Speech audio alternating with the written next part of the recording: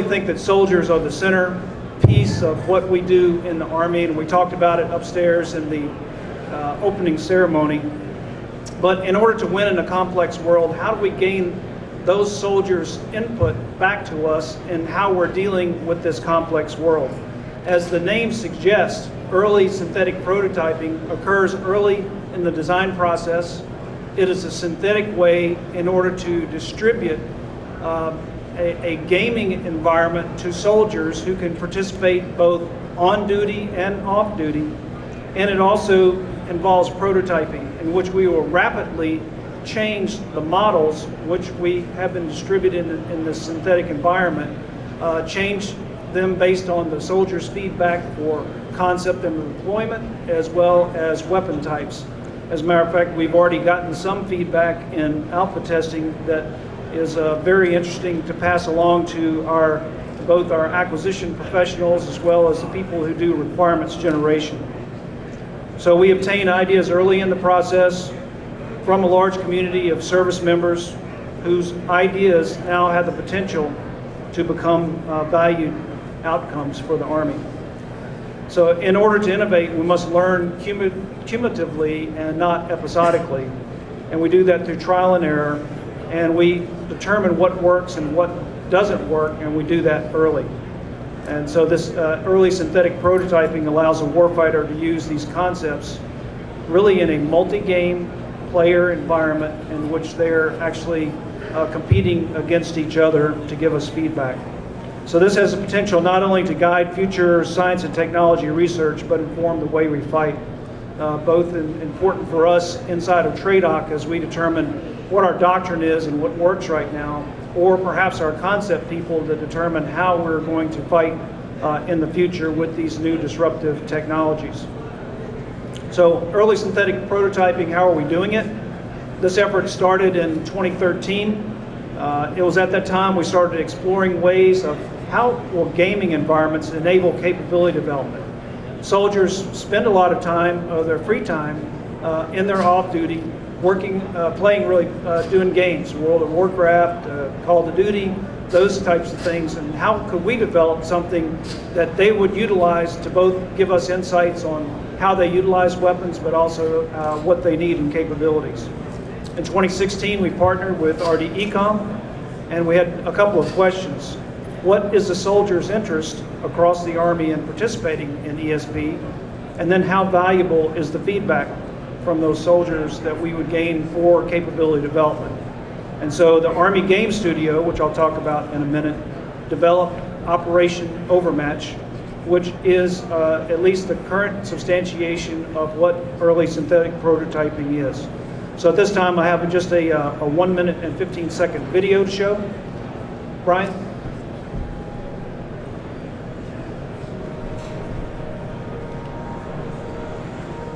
A little volume. Cortez, good with me, sir. It'll get louder.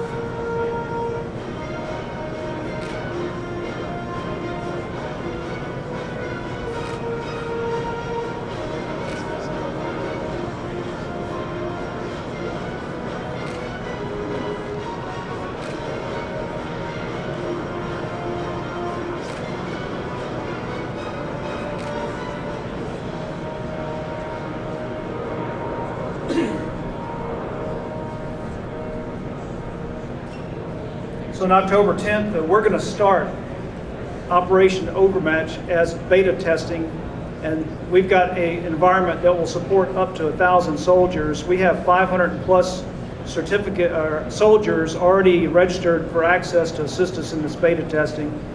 Army Times will be publishing an article, I believe it's this week, to describe early synthetic prototyping. And as you saw in the video, we're currently looking at man-to-man teaming at the platoon level, We've modeled a few versions of those vehicles that can launch their own unmanned aerial vehicles or quadcopters. We've modeled large unmanned ground vehicles that can be used as robotic wingmen.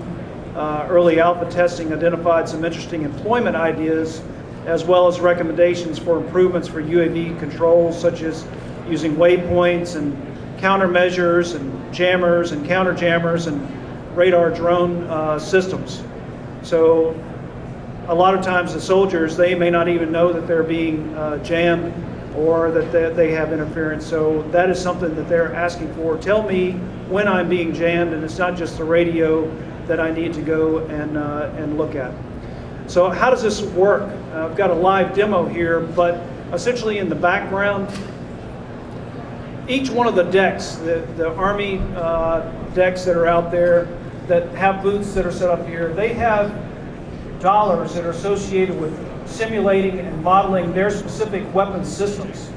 But there's not really a place to put them all together. So you can view this as kind of a sandbox, and where we can put a weapon system that's developed by Picatinny on a vehicle system that's developed by TARDEC with some communications gear that's developed by SURDEC with some night vision capability. So there's not really a place to put them together. We can put them together in this early synthetic prototyping operation of overmatch, and we can have a multiplayer game in which 4 soldiers are essentially fighting 4 other soldiers. Now, each one of the opposing sides will see an opposing force vehicle.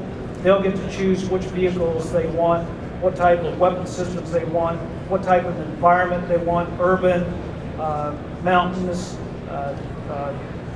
lots of trees, and then they'll be able to go into that profile, and then they'll fight their systems, and then they'll give us feedback. So this whole beta testing idea is how do we get the feedback from the soldiers, which will make it important for us on insights on how they are fighting and what they need in order to be better. Now, I'll be quite honest with you. This is innovations, and I'm not sure if it's going to work or not, but we won't be able to tell it's going to work until we try it. And so we want to be able to utilize those gaming things that soldiers are doing on their free time in order to give us feedback so that we can help the Army be more agile and more rapid in our development of weapon systems. So soldiers with the email or .mil email address are able to sign up for this. We'll send them a key to download the software from the internet, and then within Operation Overmatch, players are able to check out vehicles, weapons, sensors, and robotics, as mentioned.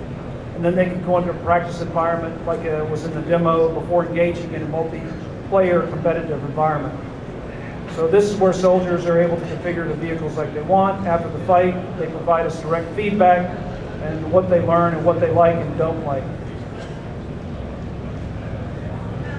So we're very early in this development of this Operation Overmatch, but this team that we're putting together from RD-ECOM, TARDEC, RDEC, NSRDEC, SURDEC, MRDEC, ECBC, ARL.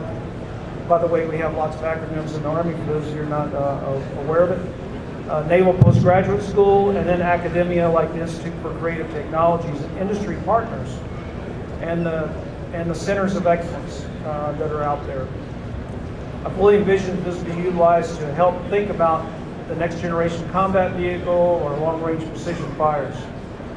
I think that it'll help us understand the use of robotics on the future battlefield, swarms of robotics, precision munitions, jammers, counter jammers, advanced optics, and other possible technologies that we haven't even thought of yet. And the great thing about this is we're not building an actual model yet.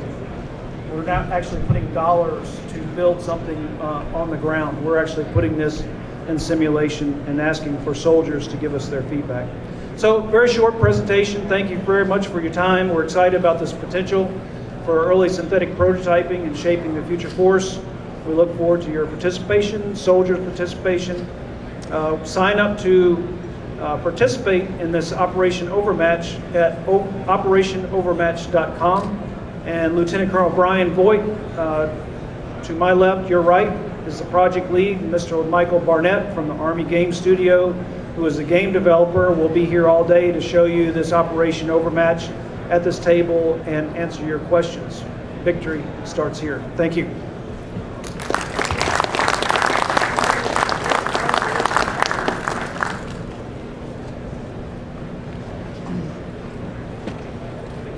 Our next presentation will be at 12:35 and will be the